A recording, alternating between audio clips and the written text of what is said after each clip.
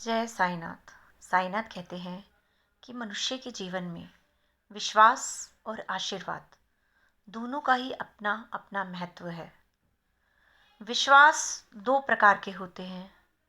एक विश्वास वो होता है जो हम किसी पर करते हैं, और एक वो विश्वास होता है जो दूसरा हम पे करता है।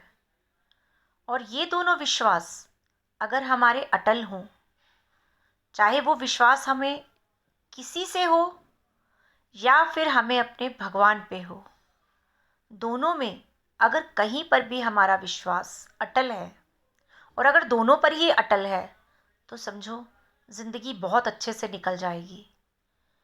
क्योंकि विश्वास जहाँ होता है वहाँ नींव बहुत गहरी होती है। और ऐसे ही आशीर्वाद होता है। आशीर्वाद भी दो तरह के होते हैं। एक वो जो हमें हमारे बड़ों से मिलते हैं, और एक वो जो हमें हमारे भगवान से मिलता है। और दोनों का ही बहुत महत्व है।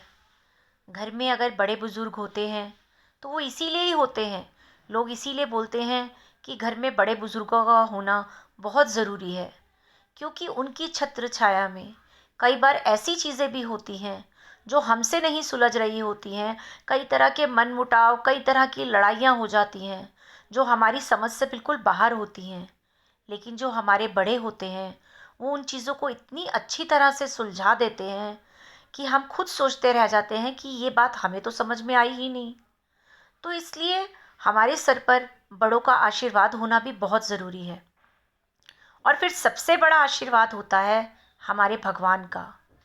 अगर हमारे भगवान का आशीर्वाद हमारे साथ है तो फिर दुनिया की कोई भी ऐसी चीज़ नहीं होती है जो हमारे लिए मुश्किल हो। बहुत सी कठिनाइयाँ हमारे रास्तों में आती हैं।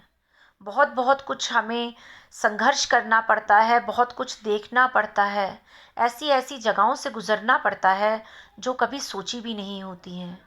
लेकिन जब उस राह पर चलते हुए भी हमारे साथ हमारे गुरु का, हमारे भगवान का आशीर्वाद होता है, तो हम कठिन से कठिन रास्ता भी बहुत आसानी से पार कर लेते हैं।